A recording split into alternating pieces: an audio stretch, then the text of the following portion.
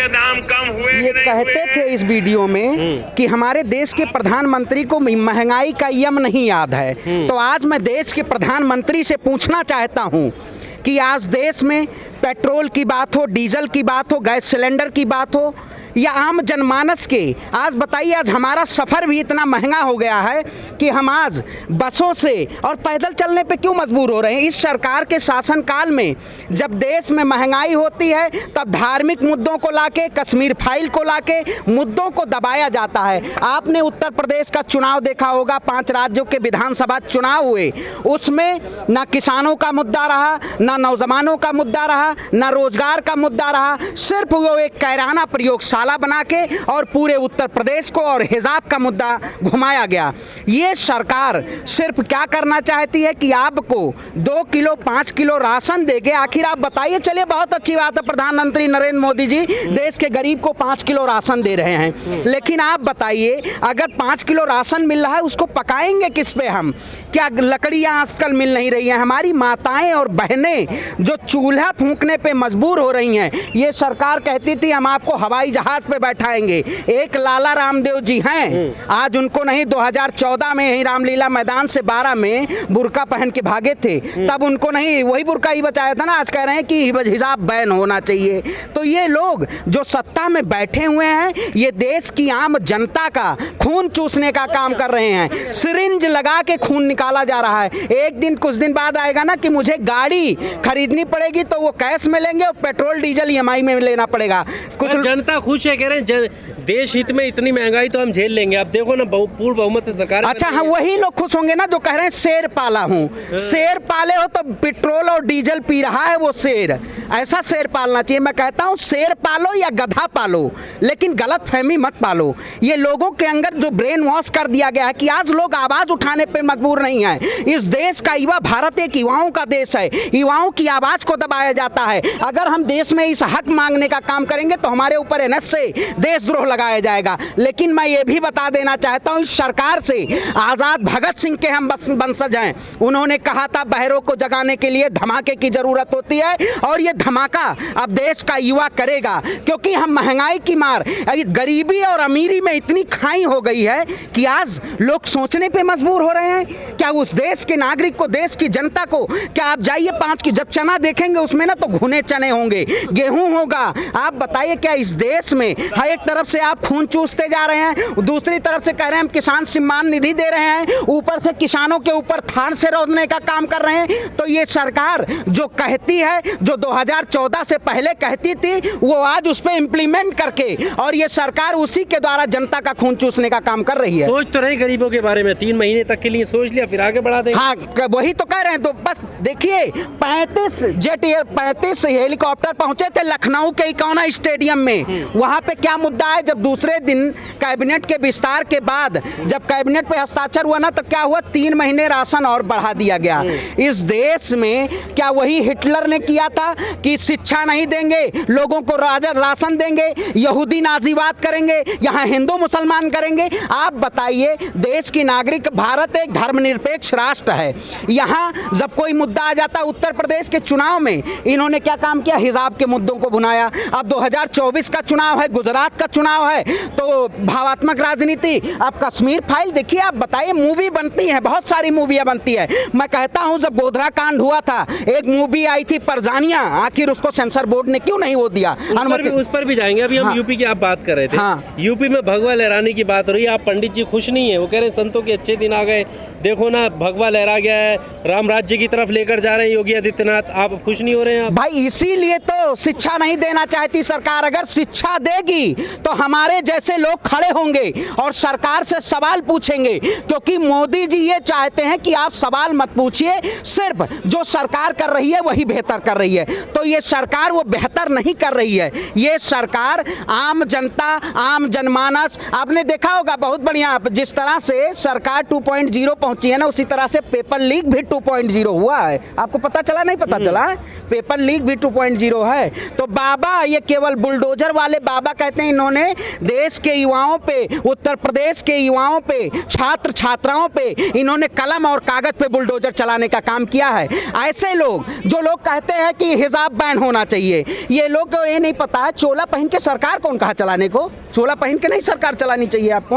आपको क्या दिक्कत हो रही है इससे? काहे नहीं, आप पहनने से? अब भगवा देखिए, जिस तरह लोहा लोहे को काटता है ना, भगवा ही भाजपा को हराएगा। 2024 में भारतीय जनता पार्टी का खात्मा भगवा ही करेगा। इस देश में अब जनता विपक्ष हो चुका है, जैसे वो कहते हैं ना। अभी आपने कहा था यूपी में जनता विपक्ष हो चुका है, हालात क्या है आपके सामने? ईवीएम का एजेंडा नहीं, आप बताइए। हम खुद चुनाव लड़े, हम खुद चुनाव लड़े, ऐसे जाल साजिश करके जब वहां पे ईवीएम का आप कोई चेकिंग नहीं कर सकते। मैं खुद प्रत्याशी था, 418 बूथ पे मैंने जाने की कोशिश की, नहीं जाने दिया गया। आप बताइए, वहां मशीनें चेंज हुई बहुत सारी। बरेली की आपने वीडियो देखी होगी, बनारस की वीडियो देखी होगी आपने, ठीक है। हमारे यहाँ खुद गृह जनपद में बीबीटी पर्चियां बहुत वायरल हुई। बस कार्रवाई हुई है कौन सी सरकारी काम में बाधा डालने की? आप जो किसी सरकारी वाहनों पर चेकिंग करते फिर रहे थे उस टाइम? सरकारी वाहनों पे? हाँ। सरकारी वाहनों पे नहीं, जैसे आपने देखा होगा ना, अभी उत्तर प्रदेश में आप कह रहे हैं कि जो पेपर लीक हुआ एनएसए लगेगा, तो वैसे अगर हम आवाज उठाते हैं, ये बाबा जी जब चुनाव था तब टीटी और उसका पेपर लीक हुआ, तुरंत उन्होंने आके भाषण में बयान किया बुलडोजर चलेगा। चला किसी के ऊपर बुलडोजर? नहीं चला। तो ये केवल फरेबी सरकार है, प्रचारजीवी सरकार है, झूठी सरकार है, ऐसी तानाशाही और अहंकारी। आपको हर चीज से दिक्कत क्या है? आप पंडित जी हैं, अभी फिल्म द कश्मीर की आप बात करें, द कश्मीर फाइल्स आई है, उसमें पंडितों के ऊपर जो नरसंहार हुआ उसको सच सामने लाना चाहते, आप उसका भी विरोध करें? देखिए, आप बताइए, हमारे ऊपर आज हम अगर जुल्म किया जाता है तो उसको लिए मरहम लगाया जाता है, ना कि भावात्मक तरीके से।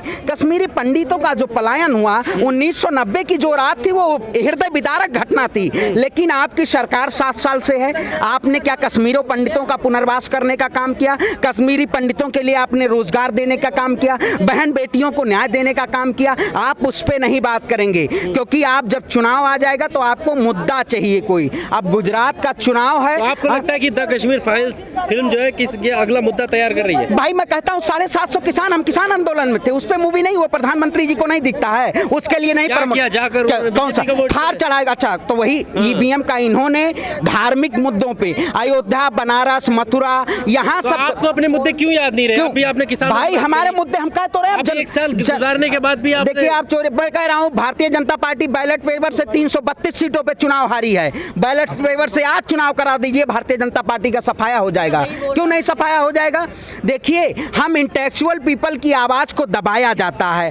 हमें ऊपर अगर कहा जाता है आप आवाज उठाएंगे, हमें भी कितनी बार 2-3 बार जेल की सलाखों के पीछे जाना पड़ा। लेकिन मैं कहता हूं कि हम जेल की सलाखों से नहीं डरने वाले हैं। हम इस देश के युवा हैं, देश के नागरिक हैं, और लोकतंत्र की रक्षा के लिए जनता की आवाज बन के हम हमेशा आवाज को बुलंद करते रहे। हिंदुओं की जो दुख है ना, उस पर आप मरहम नहीं लगा रहे हैं, आप उसको मजे ले रहे हैं, आप हंस रहे हैं उस पर। आप बताइए, उत्तर प्रदेश में कमलेश तिवारी की हत्या हुई, क्या उनके ऊपर सीबीआई जांच हुआ?